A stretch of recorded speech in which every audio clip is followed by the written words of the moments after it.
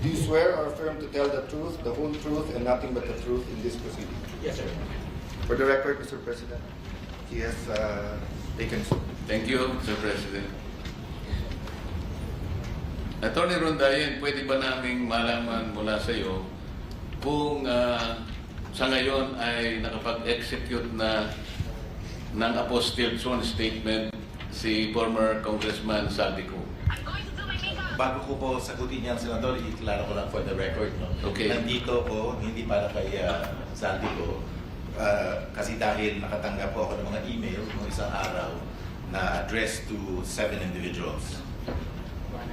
For the record, Mark Tiksay, John Paul Estrada, Joshua Cano, John Kirby Pajarilla, Roland Supat, Attorney Sam Buenviales Stroke, Sam Buenviaje, and Arnel Gango.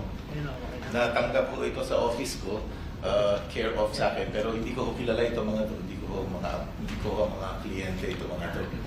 Pero naka-receive na rin ako ng similar sa PINA in the past. Sumulat na rin ako sa Blue Ribbon na sinasabi ko, hindi ko kliyente to. Pero apparently my name is still on the record, so I thought na mabuti na magpakita na ako dito. Kasi mula sa salaysay ng mga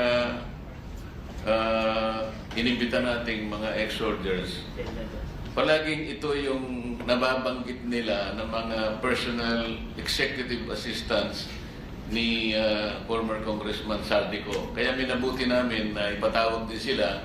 Siguro dahil for purposes of invitation, kinakailangan yung address. Okay. Kaya nai-email ka siguro. Siguro, narinig ko naman yung pangalan ng Mark Tiksay at saka John Paul Estrada, pero hindi ko sila kilala personally. Sa kanilang mga salaysay kasi paulit-ulit na itong dalawang ito ang unang-una ay nagbibilang ng pera para ilagay sa maleta. Sila yung sila yung pinagkakatiwalaan ni former Congressman Saldico para sa mga deliveries. Kaya po sila nababanggit. Pero ang tanong ko, dahil sa kayo po ba talaga ang official na designated na counsel ni former Congressman Saldico? Yes, to the extent. So, baka naman pwede nyo masagot kung siya ay nakapaggawa ng isang apostille sworn statement. Kasi po, ang Blue Ribbon po ay interesado sa kanyang mga formal na sasabihin dito sa harap ng komite. Sapagkat alam po natin at lahat po ng sambayan ng Pilipino nakapanood sa kanyang mga video installments ay napakarami pong paglalahad ang ginawa ng inyong kliyente na ayaw pong bigyan ng importansya ng nakaraang liderato.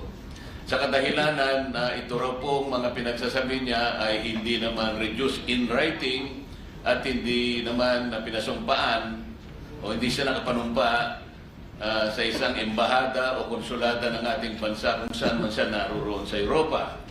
Minsan po ay nasabi ko sa kanila na kung inyo pong mamarapatin ay paalam ko sa inyo na tayo po ay nakapirma sa isang treaty na ginawa rin sa The Hague. Ito po yung Apostille Convention na sa ngayon ay nire-recognize at ginagamit na rin po sa mga tuntunin ng ating Korte Suprema. Ang ibig sabihin po nito, kapag si Ginoong Saldico ay humarap sa isang may kakayahang abogadong magnotaryo ng kanyang salaysay at yun ay isa-certify na inapostille, yun po ay parang parang sinumpaan na rin niya sa harap ng ating Philippine Consulate o embahada ng ating bansa. At sa ganon, tatanggapin po namin yun kahit by Zoom, pwede siyang makipag-Zoom para sa ganon mapatibayan po natin lahat yung kanyang mga naunang pahayag sa kanyang mga video messages. Nasabihan ko na rin po siya dyan nung request ako the first time. Sinabihan ko na rin siya, sinabi niya na at that time, a few months ago, hindi daw niya prioridad yan. But sasabihin pa, abutin ko ulit yung... So sa ngayon po ay wala pa? Wala ko akong alam na meron siya sworn statement. At maaari po bang mag-request ang komite sa pamamagitan ninyo na kung siya po ay makapag-execute ng isang apostille na sworn statement, yun po ay tatanggapin namin sapagkat no less than the Supreme Court already incorporated the Apostille Convention into the rules. I will relay it. Salamat po, Attorney. So, Attorney Baligod, I'm sorry. I'm sorry, Mr. Chairman. May I be excused now since I have nothing to contribute? sige Mr. po. Chairman, may I Baka may tatanong po. Yes. Sundan ko lang yung request. No? Yes, sir. Of course, the number one request is kahit by Zoom kasi iba yung nakro-cross-examine or nakakapag-clarificatory Yes, sir. question. Number two, yung apostille. But in the worst case, halimbawa, hindi siya makapagharap sa consulate natin na dahil delikado din yung ano niya, basta't ma-verify lang namin na galing sa kanya. Because para tong isang malaking puzzle eh. At sa isang malaking puzzle, kahit pinakamaliit na pyesa, pag nawala, hindi mo mabubuo.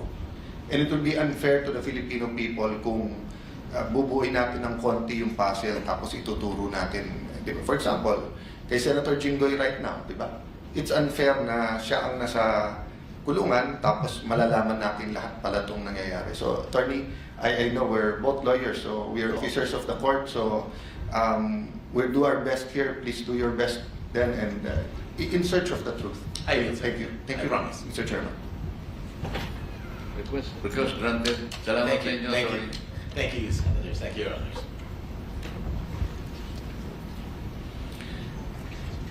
Attorney Baligod, dito sa sinumpaang pinagsama-samang salaysay, ang ating mga 18 ex-soldiers ay nagbanggit ng mga ilang mga katauhan